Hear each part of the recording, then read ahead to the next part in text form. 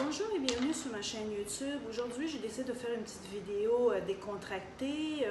C'est que, bon, ici au Japon, les YouTubeurs, avant de lancer leur chaîne YouTube, font toujours une petite vidéo comme ça, question de se présenter personnellement avant de finalement lancer la chaîne. Donc, j'avais complètement oublié, mais j'ai décidé aujourd'hui de faire ça, donc c'est décontracté. Donc, je me présente, je me prénomme Annie.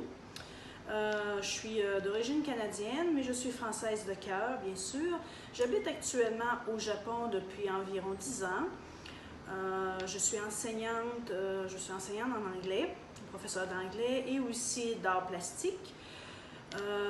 Au Canada, je travaillais comme aide-soignante, ce qui m'a permis aussi, à cause de ma formation, de faire de l'humanitaire à l'étranger, surtout aux Philippines. Donc, c'est comme ça, dans le fond, que j'ai été en contact avec l'Extrême-Orient, donc les Philippines d'abord, et ensuite la Corée, le Japon. Et puis, bon, maintenant, je suis ici au Japon et je travaille comme enseignante en anglais et en art plastique. Je me sens très bien dans cette profession-là parce que, bon, je suis à l'aise. J'aimais aussi travailler comme aide-soignante, mais le problème, bon, les conditions de travail de nuit surtout, et c'est aussi très dur physiquement. Je ne suis pas une femme avec une corpulence là, et une grandeur extravagante, donc je me suis aussi ruiné pas mal le dos avec ce travail-là, malgré que j'aimais beaucoup. Une autre particularité aussi à mon sujet, c'est que je suis dyslexique avec une légère dyspraxie. Donc ça, je milite beaucoup. Je milite aussi pour faire connaître qu'est-ce que c'est la dyslexie, parce que la majorité des gens ne savent pas trop c'est quoi. Il y en a qui vont penser que bon, c'est un handicap mental ou c'est un retard mental. D'autres vont penser que c'est quelque chose qui est en rapport avec le déficit d'attention, l'hyperactivité ou un manque d'intelligence. Donc, il y a beaucoup de préjugés autour de la dyslexie qui fait que bon, les gens ne savent pas trop de quoi il s'agit. Il y en a qui disent que bon, les dys, comme on dit, là, entre guillemets, c'est tout simplement un échappatoire pour dissimuler une forme de paresse ou des choses comme ça. Mais ça, c'est vraiment des préjugés, puis il ne faut pas tomber du tout dans ce panneau-là. Donc oui, je suis dyslexique, dysorthographique avec une légère dyspraxie. Donc, dyspraxie, c'est un petit peu comme on peut dire maladroite. C'est un problème un peu avec la coordination et tout. Donc, souvent, les personnes qui sont dyslexiques ont souvent aussi la dyspraxie et aussi le fameux bégaiement que moi, avec l'aide d'orthophonistes et tout ça, j'ai réussi vraiment à gommer le problème du bégaiement que j'avais quand j'étais beaucoup plus jeune, enfant. Je bégayais, mais maintenant, j'ai réussi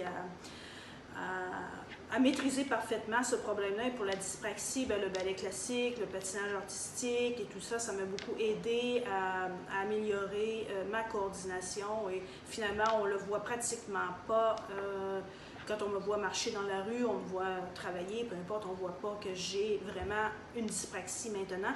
Par contre, la dysorthographie et la dyslexie, c'est très, très difficile à maquiller, à dissimuler. Donc, malheureusement, j'ai encore ce problème-là, mais c'est pas un handicap pour enseigner l'anglais parce que finalement, ici, on est surtout des professeurs pour la communication. Donc, on enseigne aux enfants à parler et à comprendre l'anglais avant de, bien sûr, l'écrire ou peu importe. Donc, c'est de la communication anglaise et puis, on n'a pas vraiment besoin d'écrire avec un orthographe parfait. Je ne suis pas professeur d'orthographe du tout, je suis simplement professeur de phonétique, donc la conversation en anglais. C'est le programme de l'éducation ici au Japon, c'est qu'on forme les enfants à comprendre et se familiariser avec l'anglais et communiquer aussi, parler surtout.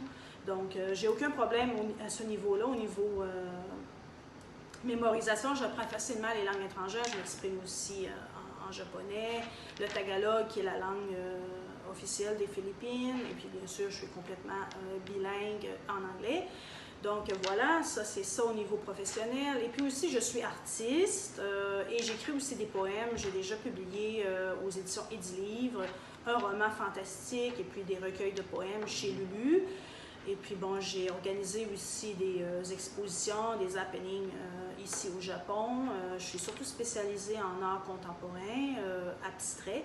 J'adore l'abstrait et puis l'art contemporain, mais pas les conneries qu'on voit aujourd'hui, genre Ploganal et tout ça, non merci. C'est vraiment dans le style, on voit Pierre Soulages, bon, tous ces grands...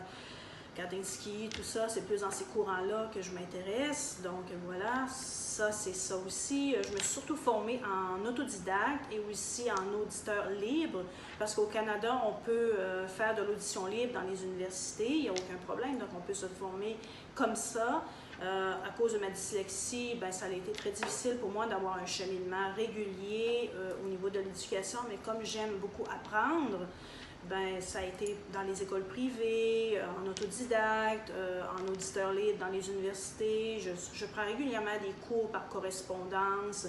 J'ai même fait des cours à Sciences Po aussi par correspondance. Il y en a aussi sur Internet. Donc, j'ai une soif d'apprendre et puis c'est pas le fait que je suis dyslexique ou qu'on m'a empêché justement de suivre un cursus régulier. C'est pas ça qui va m'empêcher autrement dit, d'avancer dans la vie. Donc, ça ne m'a jamais empêché de toute façon d'atterrir ici au Japon. Donc, j'ai pas honte de ce que je suis, j'ai pas honte du fait que je suis dyslexique, dysorthographique. Donc, voilà, c'était aussi ça que je voulais vous expliquer. Et pourquoi la politique? Bien, pour moi, la politique, ça m'intéresse beaucoup. Parce que la politique, pour moi, c'est une façon de servir la société. C'est une façon de bâtir la société pour les générations futures. C'est un peu un service qu'on rend. Donc, pour moi, je m'intéresse à la politique pour le bien-être général de l'humanité. Pourquoi la politique française? Parce que, bien sûr, j'ai l'intention de m'installer plus tard en France, parce que là, ici, bon, je travaille et tout. C'est pratiquement impossible pour le moment de travailler en France ou au Canada dans ma situation. Donc, je travaille ici, je suis ici pour des raisons professionnelles, mais plus tard, bon, avec l'argent que je vais mettre de côté et tout ça, j'ai probablement l'intention d'acheter une propriété en France, de m'installer en campagne, peut-être pourquoi pas une vigne, ou bon, quelque chose comme ça, ok, c'est peut-être un rêve, mais bon, j'ai l'intention en tant que retraitée de m'installer définitivement en France et d'y investir mon argent. Comme je dis, je suis française de cœur. J'ai pas d'affinité avec le Canada et la culture canadienne, donc j'ai pas du tout l'intention après mon activité professionnelle de retourner vivre au Canada. C'est pas du tout mon but. Bon, pour des raisons personnelles, je ne vais pas rentrer en détail là-dessus, mais bon, mon but personnel, mon rêve, c'est après de pouvoir m'installer en France et d'y investir mon argent. Et bon, voilà, donc c'est pour ça que je me dis que je suis avant tout française de cœur. Et puis, bon, ce qui se passe présentement en France, ça me touche beaucoup. Donc, c'était ça aussi que je voulais dire. Et puis, bon, j'espère que ça vous a permis un peu de savoir qui je suis. Bon, c'est ça. Donc, je suis enseignante en anglais, art plastique. Je m'intéresse beaucoup à l'art et la culture générale. Et bien sûr, la politique. Donc, pour moi, comme je disais, la politique, c'est rendre service à la société. On a tendance à stigmatiser les personnes qui sont en politique, on les traite d'opportunistes, tout ça, mais non, ces gens-là, beaucoup ont à cœur, justement, de bâtir un avenir pour les générations futures et puis tout. Donc, c'est pas dégradant de s'intéresser, justement, à la politique et à l'avenir de la France ou peu importe. Donc, voilà, c'était le message aujourd'hui que j'avais à faire passer. Donc, n'hésitez pas à m'envoyer des messages aussi en privé, me poser des questions. Ça me fait un plaisir de vous répondre. Je suis quelqu'un de vraiment ouvert d'esprit. Et puis, ça me fait un plaisir aussi d'être plus près de mon auditoire. Et puis, voilà, c'était ce que je voulais dire aujourd'hui. Donc, merci. À la prochaine.